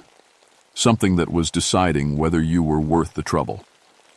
That night, I made sure the fire burned bright. I told the kids stories about successful camping trips, about kids who'd turned their lives around after programs like this. But I kept my radio close, and I found myself counting heads every few minutes. 12 kids, all present and accounted for. I should have trusted my instincts. I should have called for evacuation right then. But I'd never failed a group before. I wasn't about to start. The forest was testing me. I thought I was ready for anything it could throw at me. I was wrong. The first night passed without incident, but I barely slept. Every sound made me reach for my flashlight. Branches cracking, leaves rustling. The normal sounds of a forest at night, but they felt different, like they were being made by something trying to sound normal. The next morning, I organized the kids into hunting teams. Not real, hunting. I wasn't about to give troubled teenagers weapons, but I wanted to teach them tracking skills, how to read animal signs, how to move quietly through the forest. Skills that might help them in life. "We're going to split into 4 groups," I announced after breakfast. 3 kids each group. Stay within shouting distance of camp. We'll meet back here in 2 hours. Tommy raised his hand. "What are we looking for?" "Deer tracks, rabbit signs. Anything that shows how animals move through this area." I handed each group a whistle. "You get lost, you hear something weird, you blow this whistle and come straight back to camp." The groups spread out into the forest. I stayed at camp with the radios, monitoring their check-ins. Every 15 minutes, each group was supposed to report their location. Standard procedure. Group 1, Tommy, Lisa, and Kevin, checked in from the North Trail. Group 2, Maria, Jake, and Sarah, checked in from the creek bed. Group 3, Mike, Danny, and Alex, checked in from the East Ridge. Group 4, Jenny, Carlos, and Rick, should have checked in from the South Meadow. They didn't. I waited 5 minutes, then tried to reach them on the radio. Static. I tried again. Nothing. "All groups, return to camp immediately," I announced. "This is not a drill." Groups 1, 2, and 3 came back within minutes. 9 kids, all accounted for, but no sign of Jenny, Carlos, or Rick. "When did you last see Group 4? I asked. "Right after we split up," Tommy said. "They headed toward the big rocks." I grabbed my emergency pack and my radio. "Everyone stay here. Build up the fire. I'll be back in 30 minutes. I found their trail easily enough. 3 sets of footprints heading toward the South Meadow. The tracks were clear in the soft dirt. Sneakers, all different sizes. They'd been walking normally, not running. Then the tracks just stopped. I knelt down and examined the ground. The footprints ended at a small clearing about 50 yards from camp. No scuff marks, no signs of struggle. It was like the 3 kids had simply vanished into thin air, but their sleeping bags were still there. All 3 of them, laid out in a perfect triangle, zipped up tight, like someone was sleeping in them. But when I checked inside, they were empty. That's when I noticed the arrangement. The sleeping bags weren't just randomly placed. They formed a pattern, a triangle pointing toward the deeper forest. And around each sleeping bag, personal items had been carefully arranged. Jenny's hairbrush, Carlos's wallet, Rick's baseball cap, all placed in small circles, like territorial markers, like something was claiming them. I grabbed the radio. "This is Ranger Ramirez requesting immediate helicopter evacuation.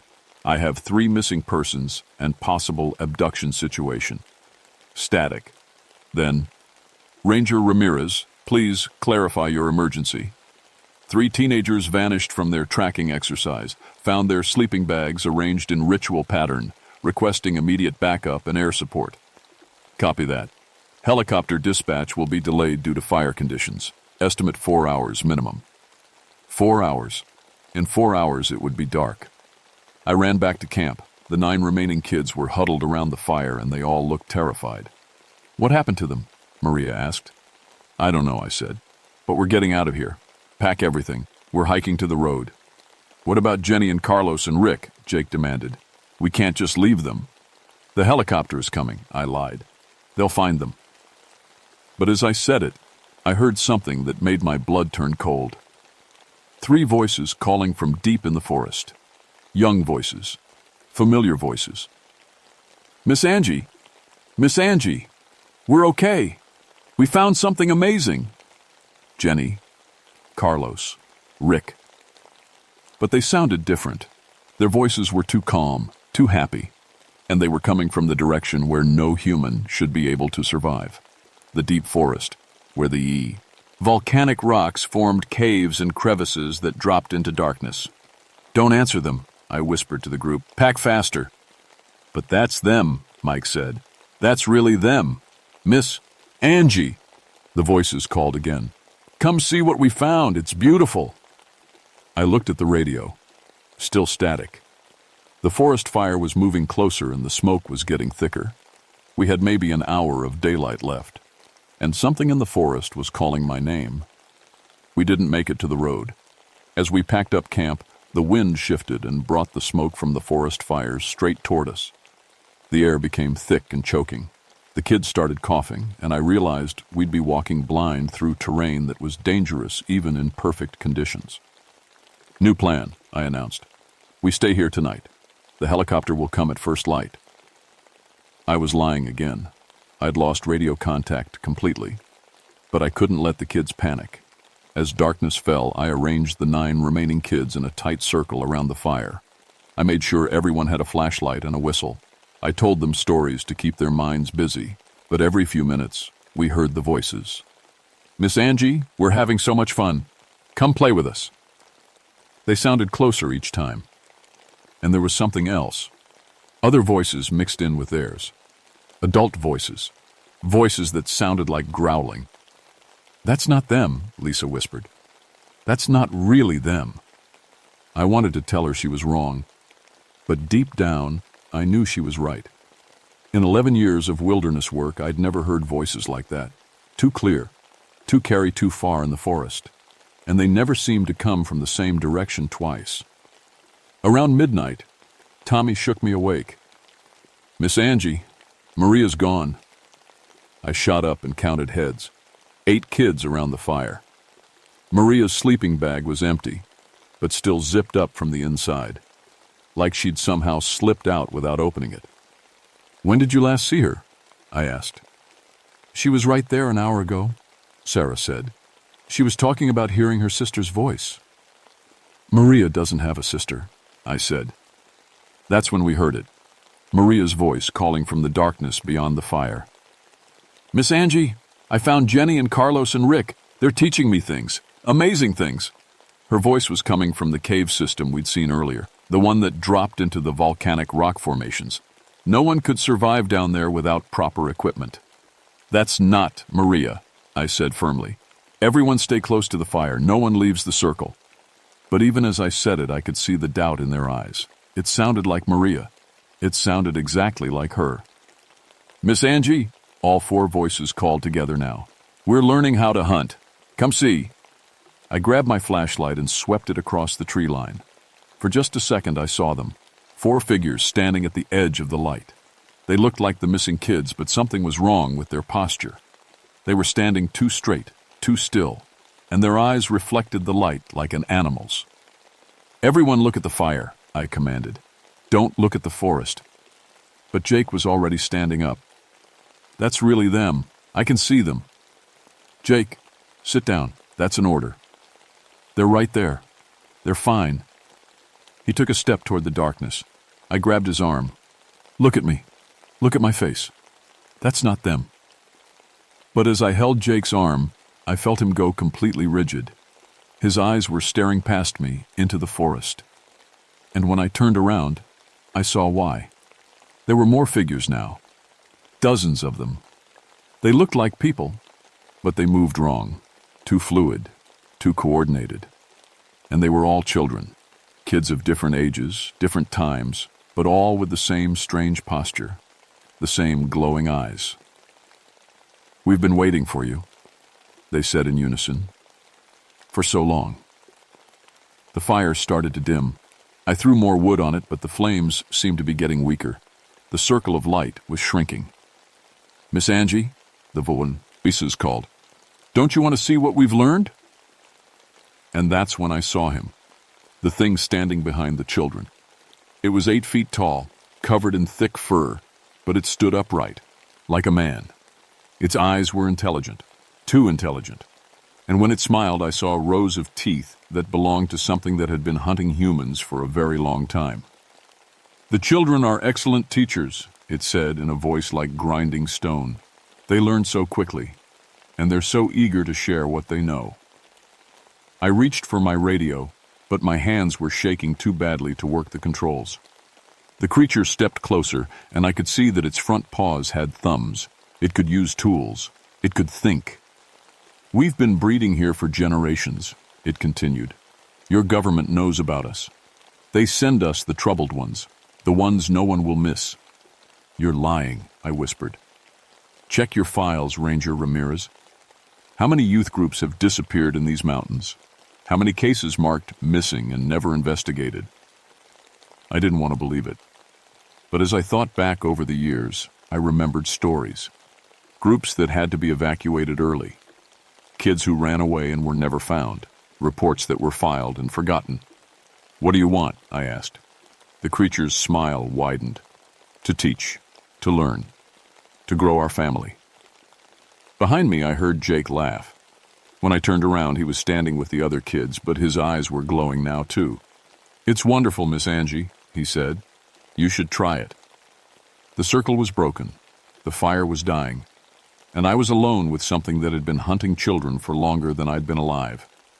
I had 8 kids left, but I could feel them slipping away. One by one, they were standing up and walking toward the forest, toward the creature and its collection of children. "Don't listen to them," I said desperately. "They're not your friends anymore." But Sarah was already walking toward the trees. "They're teaching us how to be strong," she said, "how to never be afraid again." I grabbed my emergency flare gun from my pack. It wasn't much, but it was the only weapon I had. "Everyone behind me," I ordered. "Now." Mike and Danny were the only ones who obeyed. The others were all standing at the edge of the firelight, swaying slightly, their eyes reflecting the flames. The creature stepped into the light. Up close, I could see it clearly. It was like a wolf, but wrong. Its front legs were too long, almost like arms. Its head was too large, too intelligent. And it moved with the confidence of something that had never been successfully hunted. "You can't save them," it said. "They're already changing, already learning. In a few hours, they'll be hunting with us." "What did you do to them?" "We shared our thoughts, our memories, our hunger." The creature's eyes never left mine. "Your species is so weak alone, but together as a pack, you become something beautiful." Behind it, I could see the converted children arranging themselves in a hunting formation. They moved with perfect coordination like parts of a single organism. And at the front were Jenny, Carlos, Rick, and Maria. Still recognizable, but their humanity was fading. "We've been doing this for decades," the creature continued. "Problem children disappear. Families grieve but move on, and we grow stronger." "Why are you telling me this?" "Because you're not going to survive to tell anyone." It tilted its head, studying me. "But you're interesting, stronger than most. You might make a good pack leader." I raised the flare gun. "Stay back." The creature laughed, a sound like breaking glass. "Fire. Yes, that's your species' answer to everything. But you only have one shot, and there are 15 of us." It was right. I had one flare, and the creatures were surrounding us. The converted children were moving closer, their movements perfectly synchronized. Even if I could escape, I couldn't leave Mike and Danny behind. "Choose," the creature said. "Join us willingly, or watch your last 2 students become hunters." I looked at Mike and Danny. They were both 14 years old, kids who'd made mistakes, but deserved a chance to fix them. I couldn't let them become part of this thing's pack. "I have a better idea," I said, and fired the flare straight up into the air. The bright red light exploded above us, and the creatures all looked up instinctively. In that moment of distraction, I grabbed Mike and Danny and ran toward the cave system. "Where are we going?" Danny gasped as we scrambled over the rocks. "Somewhere they can't follow," I said, though I wasn't sure that was true. Behind us, I could hear the pack giving chase, but they were moving cautiously now, unsure of the terrain. The flare had temporarily blinded them, and the smoke from the forest fires was getting thicker. We reached the entrance to the lava tubes, underground tunnels formed by volcanic activity. I'd explored them briefly during my first survey of the area. They were dangerous, but they led toward the main road. If we could make it through, we might reach civilization. "Stay close," I told the boys. "Hold on to each other. Don't let go." We crawled into the darkness just as the pack reached the rocks behind us. I could hear them testing the entrance, but they were too large to follow. The creature's voice echoed through the tunnels. "You can't hide forever, Ranger Ramirez. We know these mountains better than you do, and your students will help us find you." As we crawled through the narrow passages, I heard something that made my heart break. Jenny's voice calling from the entrance. "Miss Angie, please come back. We miss you. We want to show you what we learned." But it wasn't Jenny anymore. It was something wearing her voice, using her memories to hurt me. We crawled for what felt like hours. My hands were bleeding from the rough rock, and both boys were exhausted. But finally, I saw light ahead. Real light, not the glow of predator eyes. We emerged from the tubes near the main road, just as the sun was rising. A highway patrol car was parked at the trailhead, and Officer Martinez was waiting for us. "Ranger Ramirez, we got a report of missing campers." I wanted to tell him everything, about the creature, about the converted children, about the government conspiracy. But I knew he wouldn't believe me. No one would. "Forest fire," I said instead. "Had to evacuate through the lava tubes. I lost 9 kids." The official report blamed the deaths on the forest fire. The bodies were never found, but that wasn't unusual in cases of extreme heat. Families grieved and moved on. The youth program was quietly discontinued. But I knew the truth. And sometimes, in my dreams, I can still hear them calling my name. They made me undergo psychological evaluation after the incident. Standard procedure for any ranger who loses people in the wilderness. Dr. Peterson asked me about survivor's guilt, about post-traumatic stress, about the tendency to create elaborate explanations for random tragedy. I told him what he wanted to hear, that I blamed myself for the deaths, that I should have evacuated sooner, that I was having nightmares about fire and smoke and children's voices. I didn't tell him about the dreams where I could see through the pack's eyes, where I knew exactly where each converted child was hunting, where I could feel their hunger like it was my own. They transferred me to the urban park system in Portland. Safer work, they said. Less isolation. But city sounds trigger memories of that night. Car alarms sound like pack howls. Children's laughter makes me reach for weapons I don't carry anymore. I can't work with kids anymore, can't lead groups, can't even walk through the children's section of the park without feeling watched. Parents think I'm unfriendly, antisocial. They have no idea I'm protecting their children from something they can't imagine. The government, they have to know. Youth programs in remote areas continue to have accidents. Problem children continue to disappear. And officials continue to blame natural causes, equipment, failures, human error. But I've done research, cross-referenced missing persons reports with wilderness programs. The pattern is clear once you know what to look for. Certain areas, certain times of year, certain types of children. The local tribes know too. They've started performing cleansing rituals around the Mount Hood area, burning sage, chanting protective prayers. They won't let their children participate in any government wilderness programs. 3 of the kids who escaped with me that night developed severe psychological problems.